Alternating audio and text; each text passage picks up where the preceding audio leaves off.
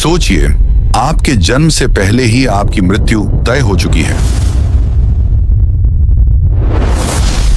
कोई काला अक्षर आपकी किस्मत में लिख दिया गया है।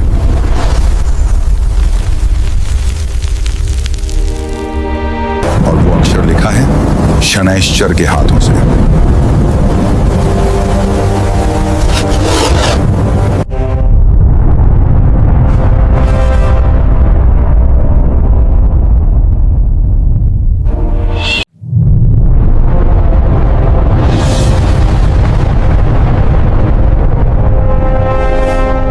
क्या आप विश्वास करेंगे? क्या आप स्वीकार करेंगे? पर आज मैं आपको एक ऐसे बालक की कहानी सुनाने जा रहा हूं जिसने यह सब स्वीकार नहीं किया, जिसने नियति के उस काले अक्षर को मिटा दिया, जिसने खुद को लिखी मौत को चुनौती दे दी, और सबसे अद्भुत, जिसने शनिदेव को ही रोक दिया।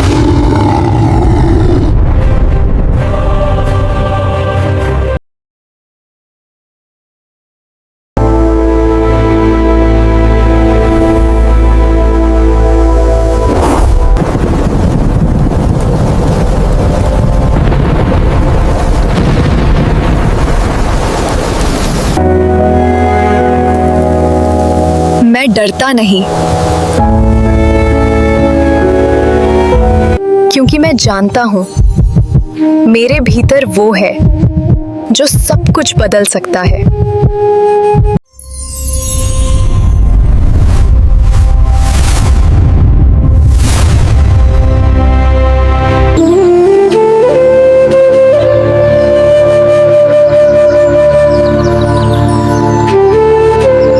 कहानी शुरू होती है महर्षि दधीचि से। वे दधीचि जिनकी हड्डियों से बना था इंद्र का वज्र। वे दधीचि जिनकी तपस्या से प्रसन्न होकर त्रिदेवों ने उन्हें वरदान दिया था कि उनकी हड्डियां वज्र से भी कठोर होंगी। पर आज वे एक साधारण गृहस्थ हैं। उनकी पत्नी सुधामा, जो स्वयं एक तपस्विनी है, गर्भवती है।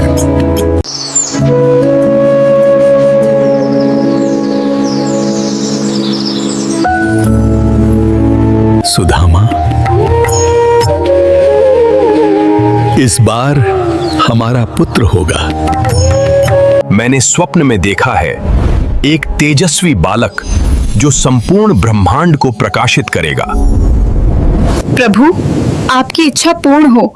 बस मैं एक डर महसूस करती हूँ, एक अजीब सी बेचैनी। डरो मत, मैं हूं ना। और देखो, कोई अतिथि आ रहा है। आर्ष श्रृंगी, ज्ञानी, तपस्वी, परंतु अपनी तपस्या और सम्मान के प्रति अति संवेदनशील। उन दिनों अतिथि को देवता माना जाता था और दधीचि ने उनका स्वागत किया उसी भाव से। Hospitality is a divine ritual. May peace be upon this house and these offerings. स्वागत है महर्षि। आपका आगमन हमारे आश्रम को पवित्र कर गया। धन्यवाद दधीचि, तुम्हारी ख्याति सुनकर आया हूं। तुम वो हो जिन्होंने अपनी हड्डियां देवताओं को दान कर दी।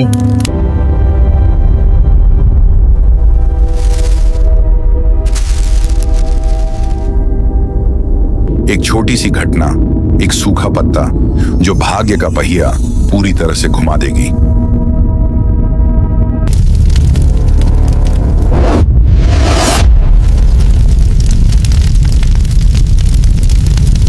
क्या ये है अतिथि सत्कार? अशुद्ध भोजन एक ऋषि के घर में? ये तो सीधा अपमान है। महर्षि, ये अनजाने में हुआ है, हवा का झोंका। क्षमा करें, मैं नया भोजन लाता हूँ। क्षमा? तुम सोचते हो क्षमा मांगने से सब ठीक हो जाएगा? नहीं दधीचि, तुम्हारी ये लापरवाही, इसका दंड तुम्हें भुगतना पड़ेगा। नहीं प्रभु, कृपया, मैं गर्भवती हूँ। और इसीलिए तुम्हारी ये लापरवाही तुम्हारे भावी पुत्र को भुगतनी पड़ेगी। सुनो मेरा श्राप, तुम्हारे इस गर्भ में पल रहा पुत्र अपने जन्म के 16वें वर्ष के पूर्ण होते ही शनि के प्रकोप से अपने सिर की खोपड़ी गिराकर मृत्यु को प्राप्त होगा। ये है तुम्हारी लापरवाही का दंड।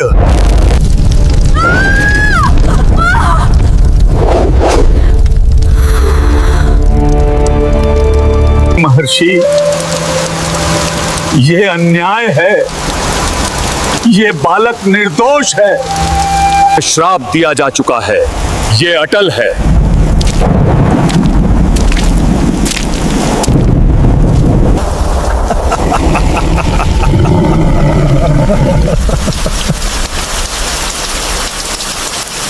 वह क्षण जब एक क्षणिक क्रोध ने न केवल एक परिवार बल्कि एक आत्मा के संपूर्ण जीवन को अंधकार में डाल दिया।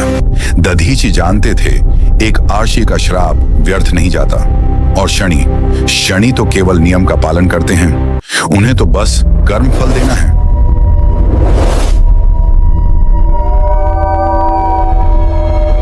हे शिव, हे नियति के नियंता, इस निर्दोष आत्मा को बचाओ।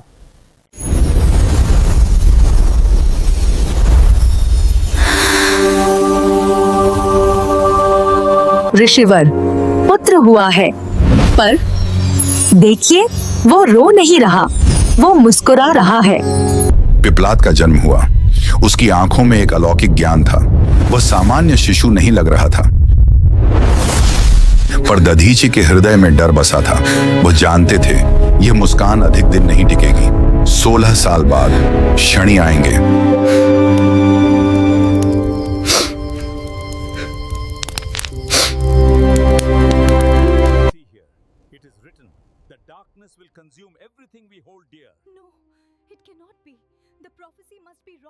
सुदामा, मैंने सब उपाय कर लिए, सब ज्योतिषियों से पूछ लिया, सबका एक ही उत्तर बाहर। तो क्या हम बस देखते रहे? हमारा पुत्र नहीं। मैंने एक रास्ता सोचा है।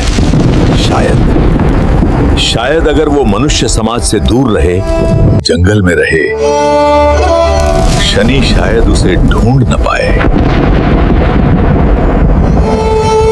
नहीं, आप पागल हो गए हैं। वो मेरा पुत्र है। और वो मेरा भी पुत्र है, पर मैं उसे मरते नहीं देख सकता। यही एक रास्ता है। पुत्र, क्षमा करना, ये तेरे हित के लिए है। शायद प्रकृति तुझे बचा ले, शायद शिव तुझे बचा ले।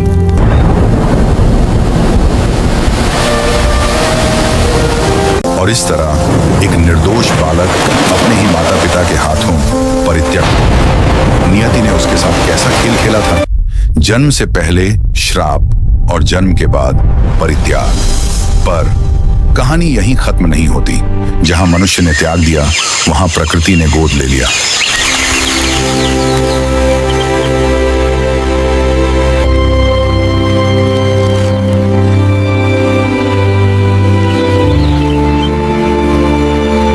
एक मानव शिशु परित्यक्त, पर इसमें एक दिव्य आभा है।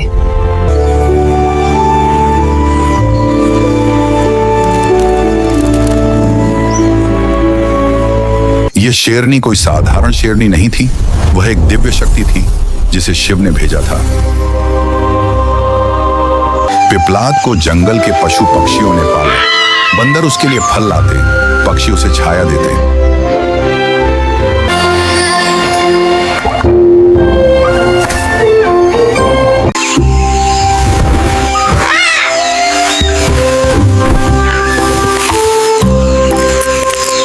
दोस्तों, इस अनसुने रहस्य को सुनने से पहले मैं आपसे कुछ कहना चाहता हूं। यह चैनल सिर्फ वीडियो बनाने के लिए नहीं है। यह एक पुकार है हमारे पूर्वजों के उस गहन ज्ञान को, उनकी उस तपस्या को आप तक लाने की। हर वीडियो के पीछे रातों की नींद और दिनों का शोध होता है। एक कड़वा सच ये है कि 99% लोग सिर्फ कंटेंट को कंज्यूम करके चले जाते हैं, पर असली ताकत उन 1% लोगों में होती है जो न सिर्फ देखते हैं बल्कि साथ देते हैं, जो समझते हैं कि हर लाइक और सब्सक्राइब के पीछे एक इंसान का दिल धड़कता है। आज मैं आपसे विनती करता हूं कि आप उस 1% में शामिल हों। ये 3 छोटे कदम हैं। पहला, सब्सक्राइब बटन दबाएं, यह आपका हाथ है जो मेरा हाथ थामता है। दूसरा, घंटी आइकन दबाएं ताकि यह ज्ञान यात्रा जारी रहे। तीसरा, कमेंट में जय श्री कृष्ण लिखें। यह आपके और आपके परिवार के लिए आशीर्वाद बनेगा। आपका एक क्लिक मेरे लिए प्रेरणा है। तो चलिए अब हम साथ साथ चलते हैं उस रहस्यमय यात्रा पर जो शायद आपके दिल को छू जाए।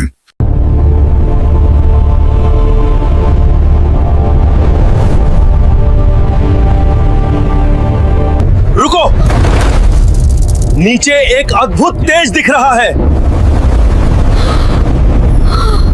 एक बालक जंगल में और उसके साथ शेरनी।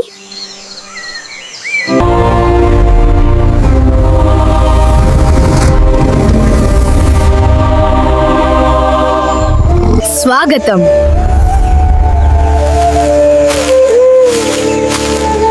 कथम भवन्तः?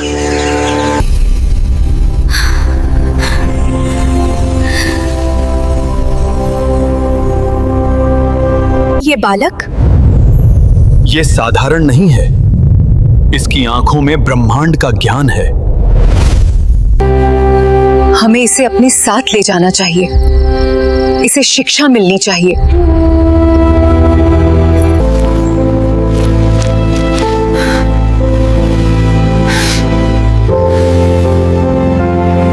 और इस तरह पिपलाद विद्याधर लोक पहुंच गया। उसका नाम रखा गया पिपलाद क्योंकि वह पीपल वृक्ष के नीचे मिला था। विद्याधरों ने उसे संगीत, कला और प्रारंभिक विद्याएं सिखाईं, पर पिपलाद की भूख इतने से शांत नहीं हुई।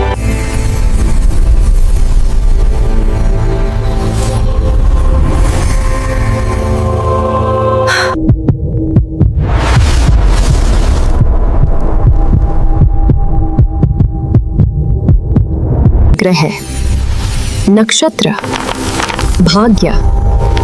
शनि कौन है? पिपलाद, तुम इस पुस्तक में रुचि ले रहे हो? राजन, ये शनि, ये कैसा देवता है जो इतना भयानक दिखता है? पुत्र, शनि भयानक नहीं, न्यायकारी हैं। वे कर्म फल देते हैं। पर तुम्हें अभी इन बातों से क्या? तुम तो बच्चे हो। पर मुझे जानना है।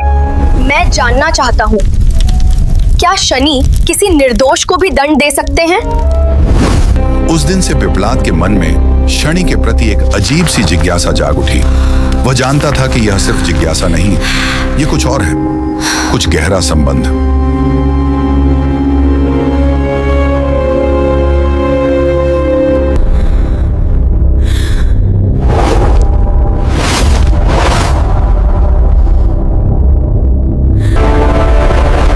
नहीं, मैं निर्दोष हूँ।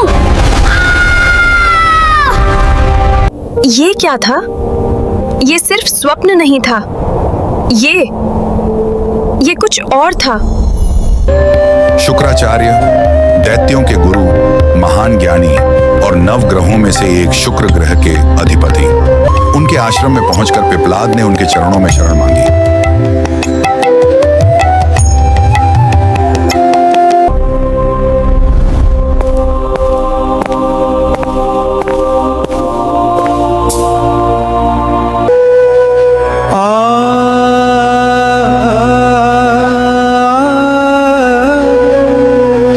हे गुरुदेव, मुझे ज्ञान चाहिए, मुझे सत्य चाहिए, मुझे उन प्रश्नों के उत्तर चाहिए जो मेरे हृदय को जलाते हैं। उठो पुत्र, तुम्हारी आंखों में जो ज्वाला है वो सामान्य नहीं। तुम सच्चे अर्थों में जिज्ञासु हो। मैं तुम्हें सब कुछ सिखाऊंगा।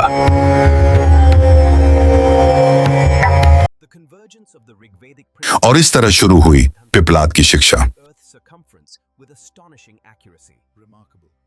वह इतनी तीव्र गति से सीखता था कि शुक्राचार्य भी आश्चर्यचकित रह जाते। 6 महीने में उसने वेद पढ़ लिए, 1 साल में उपनिषद, 2 साल में सभी दर्शन, पर उसकी रुचि सबसे अधिक थी ज्योतिष में।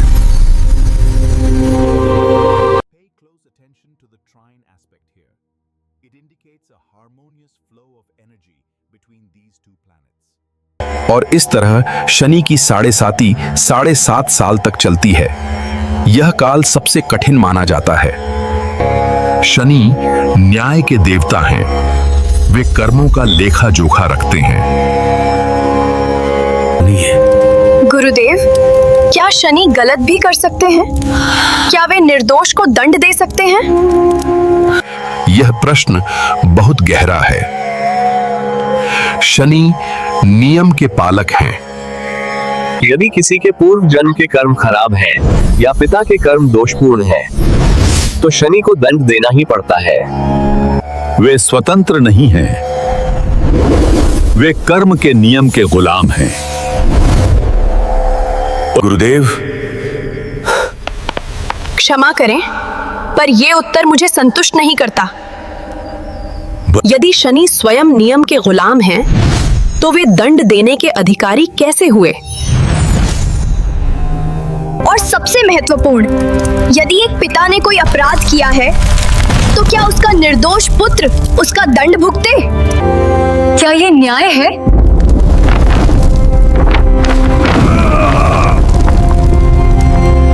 पिपलाद, तुम्हारे प्रश्न सीधे ब्रह्मांड के मूल सिद्धांत को छूते हैं। कर्मफल, न्याय, दंड, ये सब ऐसे विषय हैं जिन पर हजारों साल से चिंतन होता आया है, पर तुम्हारा प्रश्न एक नए कोण से है। मैं जानना चाहता हूँ गुरुदेव, मुझे सत्य चाहिए। तब तुम्हें स्वयं ही इसका उत्तर ढूंढना होगा। तुम्हें अपनी कुंडली बनानी होगी, अपना भाग्य स्वयं देखना होगा। और उस दिन पिपलाद ने प्रण किया।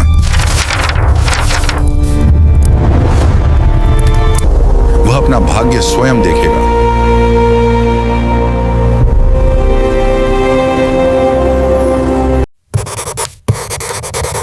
और उस रात उसने अपनी जन्म कुंडली बनाई।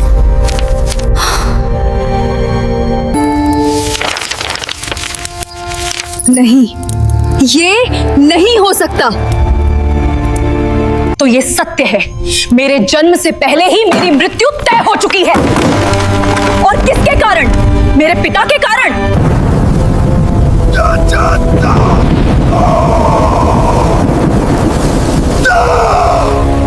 मैं स्वीकार नहीं करूंगा।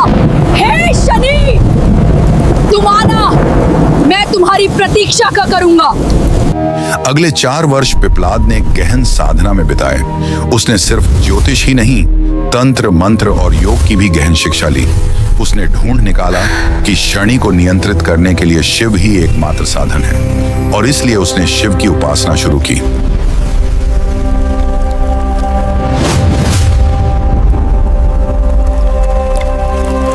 ओम नमः शिवाय। हे प्रभु, मुझे वो शक्ति दो कि मैं अन्याय का सामना कर सकूं। मुझे वो ज्ञान दो कि मैं सत्य को पहचान सकूं। उसकी तपस्या इतनी प्रबल थी कि स्वयं शिव प्रसन्न हो उठे। एक रात पिपलाद को दिव्य दर्शन हुआ।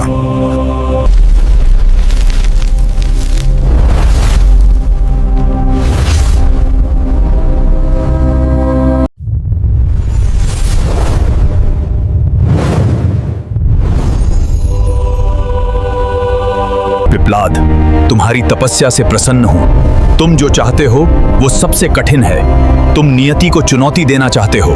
प्रभु, मैं न्याय चाहता हूँ, मैं सत्य चाहता हूँ। यदि मैं दोषी हूँ तो मुझे दंड मिले।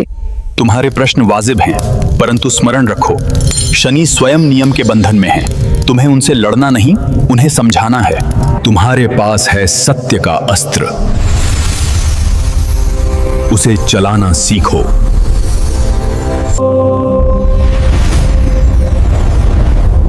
कैसे प्रभु? जब शनि आएंगे तुम डरना मत, सीधे उनसे प्रश्न करना। तुम्हारे प्रश्नों में ही तुम्हारी शक्ति है। और याद रखो, मैं तुम्हारे साथ हूं।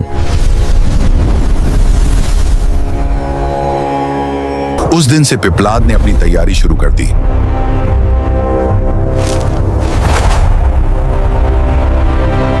उसने न केवल मंत्रों का जाप किया बल्कि अपने तर्कों को भी पैना किया। वह जानता था कि शनि से शारीरिक युद्ध नहीं, बौद्धिक युद्ध लड़ना है।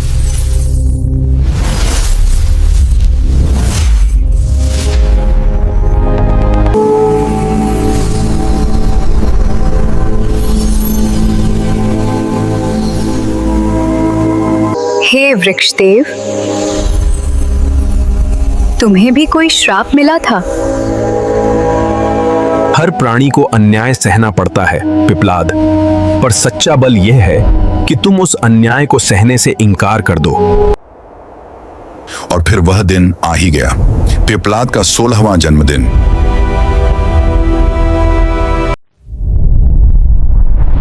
वह दिन जब शनि आने वाले थे।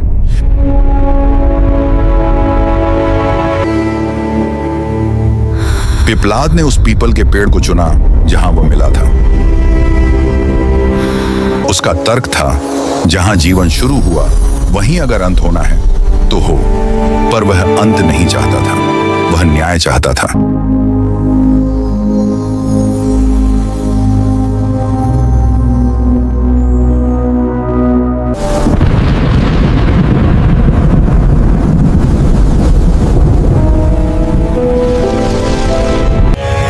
आ गए ना? मैं प्रतीक्षा कर रहा था।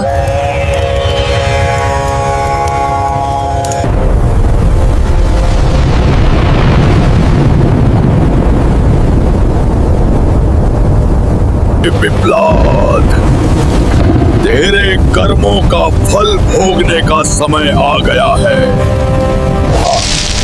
तेरे पिता के कर्म का दोष तुझे भोगना पड़ेगा।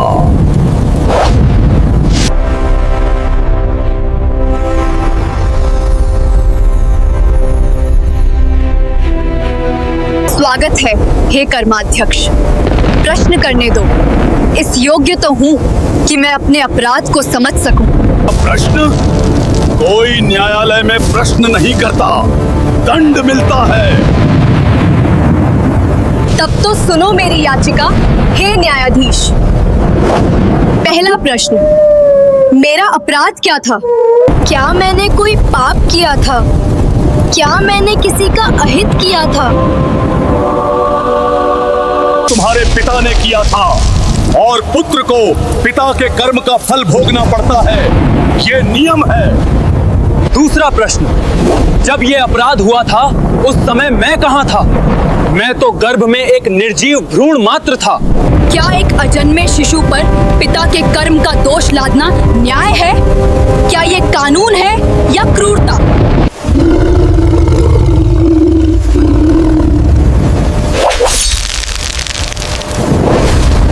तीसरा प्रश्न, आप स्वयं कहते हैं कर्मफल अटल है, पर क्या ये कर्मफल अनंत काल तक चलेगा? क्या एक पिता के कर्म का दोष पुत्र को, फिर पौत्र को, फिर प्रपौत्र को भुगतना पड़ेगा? क्या ये श्राप की श्रृंखला कभी टूटेगी? मैं केवल नियम का पालन करता हूँ। और अंतिम प्रश्न, हे शनैश्चर, यदि आप स्वयं इस नियम के गुलाम हैं, तो आप दंड देने के अधिकारी कैसे हुए? आप तो एक कर्मचारी मात्र हैं, और एक कर्मचारी को यह अधिकार नहीं कि वो निर्दोषों को दंड दे।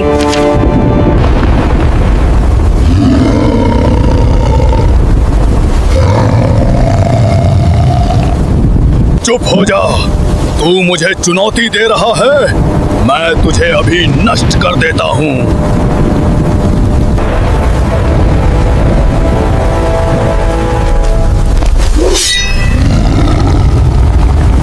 नहीं, पहले मेरे प्रश्नों का उत्तर दो, और यदि आप उत्तर नहीं दे सकते तो मैं पिपलाद आज आपको श्राप देता हूं।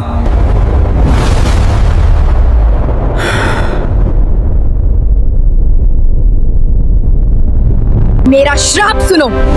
जब तक आप मेरे इन प्रश्नों का उत्तर नहीं देते और मेरे जैसे निर्दोषों को मुक्ति का मार्ग नहीं दिखाते, तब तक आपकी गति रुक जाएगी। आप किसी का भी अहित नहीं कर पाएंगे। आपकी शक्ति निष्क्रिय हो जाएगी। ये क्या है? ये साधारण तेज नहीं, ये तो शिव का तेज है। हाँ, क्योंकि मैं न्याय चाहता हूँ। और न्याय के लिए मैं शिव की शरण में हूँ।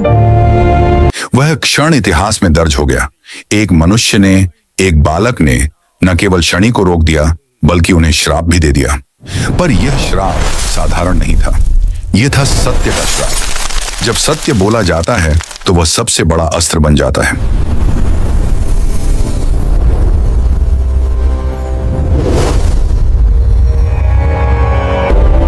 बस करो, अब बस करो।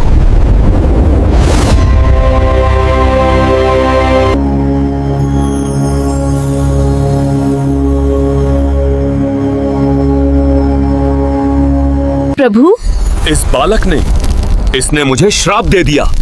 और अद्भुत बात यह है कि वो श्राप काम कर रहा है, क्योंकि यह श्राप सत्य पर आधारित है। हे शनैश्चर, पिप्लाद के प्रश्न वाजिब हैं, तुम स्वयं उत्तर दो। प्रभु, मैं केवल नियम का पालन करता हूँ। यदि पिता के कर्म दोषपूर्ण हैं, तो पुत्र को। रुको, यही तो समस्या है। तुम नियम के गुलाम हो गए हो। नियम बनाए मनुष्यों के लिए हैं, मनुष्य नियम के लिए नहीं। तुम्हें देखना चाहिए कर्म किसने किया, दोषी कौन है।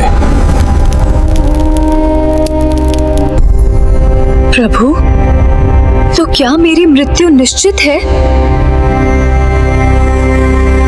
नहीं पिप्लाद, तुमने आज जो किया उससे नियम बदल गए हैं। तुमने सिद्ध कर दिया कि सत्य और निडरता भाग्य से बड़े हैं। शनि, तुम पिप्लाद को दंड नहीं दे सकते। पर प्रभु, फिर श्रृंगी ऋषि का श्राप? एक ऋषि का श्राप व्यर्थ नहीं जाता। श्राप सत्य हो चुका है, पर उसका रूप बदल गया है। पिप्लाद के सिर की खोपड़ी गिरेगी, पर शरीर नहीं, अहंकार की खोपड़ी गिरेगी। उसका अहंकार, उसका मोह, उसका भय, आँच सब गिर जाएगा।